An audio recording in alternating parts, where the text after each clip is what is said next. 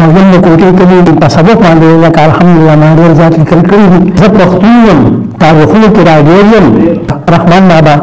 او حمزه بابا زما د خوښې شاعران دي. نن د ادب د بې ادبو دبدبو کې اوسي او زما مجبوره اکثر ځکه اسناسې ولیکم. وایي که غریب سره رښتیا خو څوک یې نه مني. خان که دروغ وایي دا هم هر چا ته رښتیا لګي، هېڅکله به نه شي د نظره پښتانه پکې. زما نوم محمد اقبال دی، مسکین مې چې کوم دی نو د شاعرۍ تخلص دی او یم د کوټې کلي د صوفي آباد دړې او شاعري د 71-72 د وخت نه ده. او که یو طرف ته زما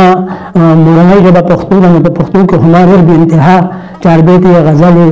رباعیانې، کیسې هر څه ما لیکلي دي. 71-72 نه زما شاعري ده. په اردو کې مې هم که یو طرف ته زما مورنۍ ژبه پښتو ده، خو بل طرف ته قامي زبان زما چې کوم اردو ده. او الحمدلله ما په اردو کې د ټوکو مسخرو د هر قسم دغه ما لکه شاعري کړې ده. ما په تصوف باندې لکه الحمدلله ما ډېر زیات لیکل کړي دي او صوفیانه کلامونه زما ډېر زیات خوښ دي. د الله او د رسول الله مینه محبت چې کوم دی لکه نو دا د هر چا د الله پاک نصیب کړي. ستا د حسن په خیالونو کې راګیر یم،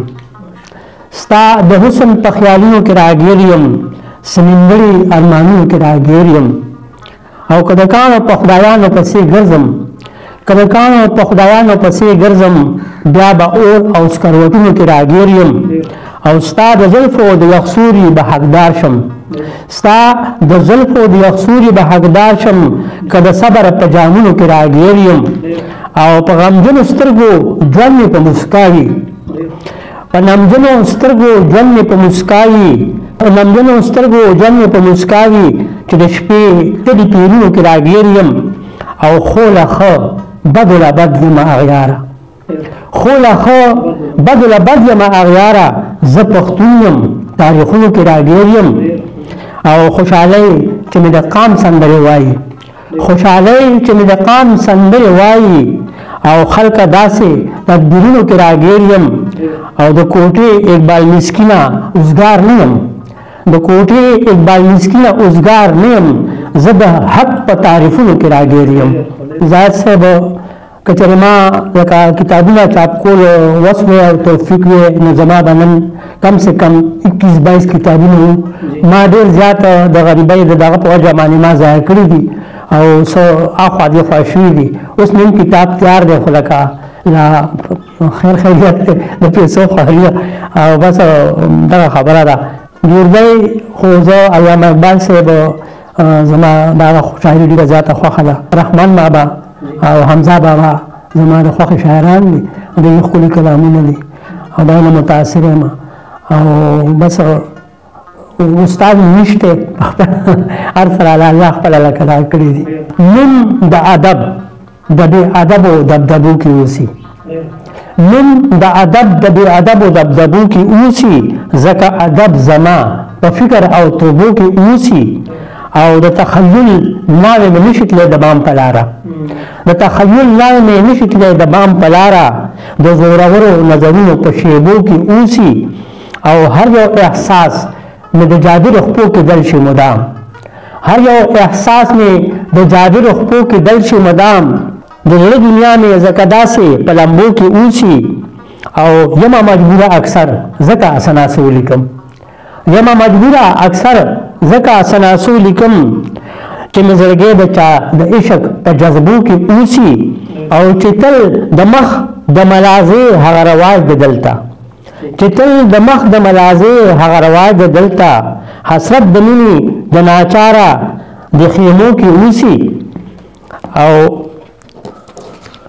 شاعري هم بس د هغو خلکو ښایسته ښکارېږي. زاهد صاحب شاعري هم بس د هغو خلکو ښایسته ښکارېږي څوک چې مدام د مراعاتو په ملګو کې اوسي. او اقبال مسکینه غلی کښېنه نور څه مه وایه ته،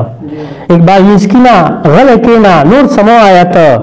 چې زندګي د سکون بندو تمبو کې اوسي. ذاکي هم ما ډېره لکه ډېرې دغه کړي دي، خو دا یو اوس ما هغه ورځ یو 10-15 ښځې کېږي دا ما یو دغه کړی دی، دا ته وامه څو چې د ښایسته جانان د ښکلي مخ رڼا لګي، څوک چې د ښایسته جانان د ښکلي مخ رڼا لګي مس یې په دیدار یم خپل زړګی راته باچا لګي مس یې په دیدار یم خپل زړګی راته باچا لګي او ما باندې چې سوری د ښایسته جانان د زلفو وي ما باندې چې سوری د ښایسته جانان د زلفو وي او نشته مې پروا که ګرمي هر څومره سیوا لګي او مونږه پښتانه